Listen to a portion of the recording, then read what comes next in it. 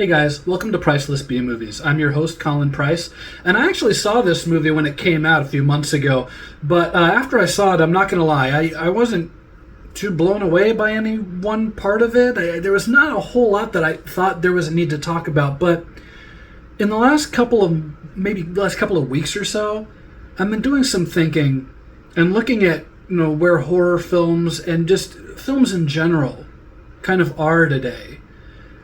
And I'm thinking maybe with this one there's a teaching moment here. There's an opportunity here that we shouldn't ignore. Undertone. Undertone is a paranormal horror film written and directed by Ian Tuason and starring Nina Kiri. And it's about this young woman named Evie, and she runs this podcast with a friend of hers named Justin. And, they live in different areas, but they come together and do this podcast together. I've got my own issues with how this movie portrays podcasts, but we'll get to that in good time. They run this podcast together, and they talk about paranormal stuff, viral videos, urban legends, creepypastas, things of that nature. And they're basically like Mulder and Scully, like Justin is Mulder. He's the one who always thinks there's something going on. There's something to this. This is unnerving. This is real. This is creepy. And Evie's kind of the skeptic. She's the Scully. She's the one that there's got to be a rational explanation for this. There's got to be. So the two of them have that dynamic. And Justin gets sent a series of 10 audio recordings that he wants to play throughout this podcast that he's convinced is genuine, is legit. There's something evil about these tapes. And so over the course of the film, we're going to gradually hear these tapes and see if there's actually something to this, or if, like Evie, thinks that this is all some kind of big hoax. As I like to do with my reviews, I want to get the positives out of the way real fast here, because I will be very upfront. I didn't care for this film. But I do want to give credit where it's due. Nina Kiri is a very gifted actress. I want that to be that was the high point of the film for someone who really has to carry this film, and I mean that. There's only her, and then there's Evie, and then Evie's mother, who's kind of this. She's on her deathbed. She's very ill. She basically lays in the bed, very rarely even moves a muscle. So the whole film, the only person you're really looking at is Evie, is this one character.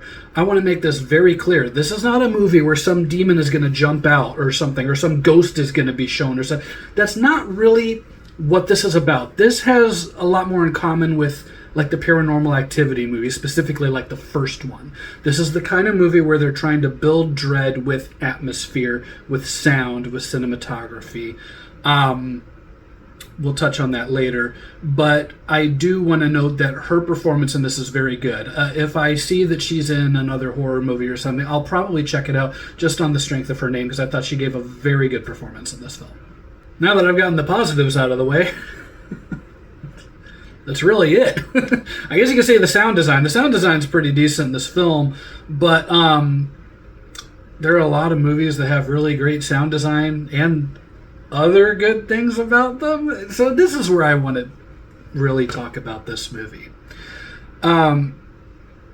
Every year there's two or three horror movies that come out, and they're touted as the scariest of the year so far, the scariest of the last decade, the scariest of all time, and they never come on. For every Sinister, for every The Exorcist, for a lot of people, I would disagree with this, but for a lot of people, The Conjuring falls in this category. That we get a lot of movies where the hype train is so high, and then you get the film, and this is a very, very, very, almost painfully generic horror film. If there's a trope you can think of in modern horror cinema the last few years, it's probably in this movie. The lack of imagination really bothered me in this film. The fact that moments that were supposed to be big reveals and big twists, you could see coming from miles away. I will give a spoiler warning here for those who have not seen Undertone yet. I will get into some minor spoilers. I won't give away the ending or anything, but I will give some minor spoilers just for the sake of helping me make my points, get my points across. Sorry, I'm a little tongue-tied today. for example, this all leads to the discovery that these tapes are somehow connected to this ancient deity named Abizu. And at one point, someone calls into this podcast, and they take their call, and it's this girl who sounds a certain way, and she says, "Oh, my name's Abby." Jesus, I wonder where this is going. Wonder who this person might be. Undertone is full of these moments that think they're very clever, but we've seen this kind of thing before. This is very, very, like I said, painfully generic. There are also multiple points in the film where it tries to exploit scare tactics that have already been done to death. For example, we've seen in a lot of horror films a sequence where the camera will be on someone and then it'll kind of pull off to the side and focus behind them or to the side of them. Or in some cases, it might wrap around the room very slowly to show you these dark areas. And the point of this is to, of course, make you anticipate that something's going to be in the background or something's going to jump out. What this movie does, and I swear to God, I was counting in the theater, it does this 5 or 6 times in its short runtime, is it does that where it moves around and shows you an area. And then it goes right back to the main character where the frame where the shot began, and there's nothing. Absolutely nothing. This could be an interesting scare tactic or a way to build dread if you did it once or twice. This movie does it so often that I was getting really bored by it. Also, for a film that is so reliant on sound to get the scares across, these audio tapes are basically the progression of something that's happening to a couple. A girlfriend, boyfriend, husband, wife, I can't remember right offhand, but they're together, they're expecting a child, and kind of each tape is this gradual thing where something's happening to the wife. Something is taking her over and messing with her.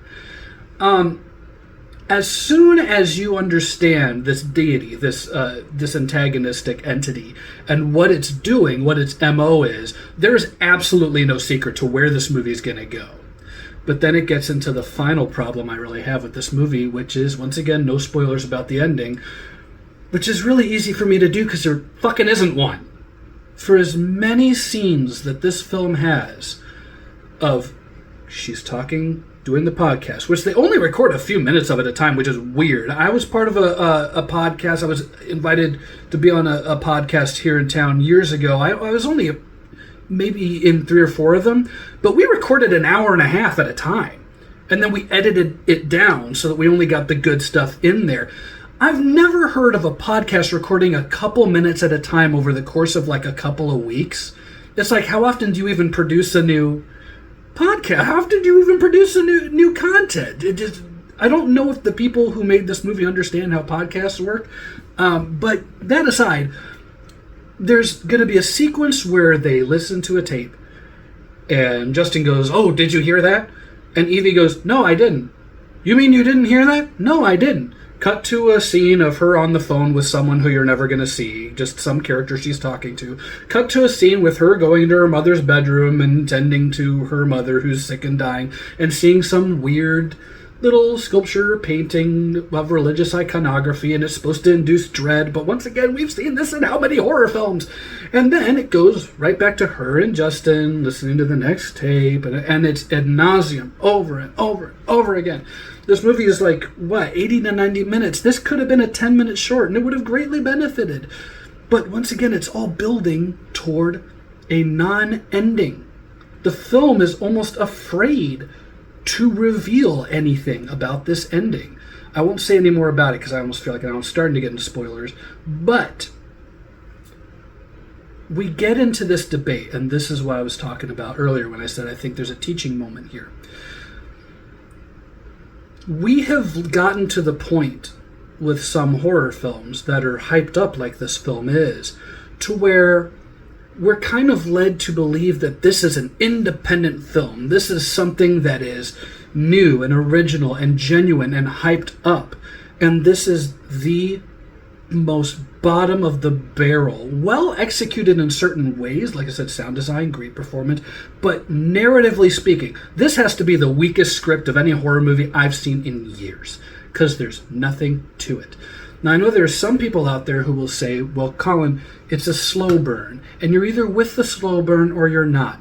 Some of my favorite horror films of all time are slow burns. Look at Ring You. I did a review a couple years ago on this page of a movie called Don't Look Up.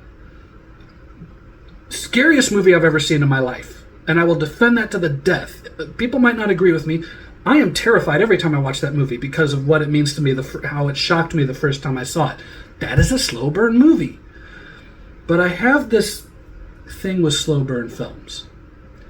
There's nothing wrong with a slow burn, but something's got to be burning. This film doesn't even light the wick until you get to about the last 20 minutes of it. And even then, you're more just kind of like bombarded with loud noises than you're actually offered anything narratively interesting or intriguing or new. It just kind of hits you with a whole lot of noise, a whole lot of children's songs, a whole lot of screeches, a whole lot of... If anything, I wanted to walk out of the theater and take some Advil. Like, oh my God. This is not horror, guys. This is like studio cash grab at its finest. But at the same time, they've kind of convinced all of us that this is underground, this is independent, this is the dreck of horror film today. This is every cliche that you can think of, but without anything that really makes it stand out in the genre. And it's just infuriating to me.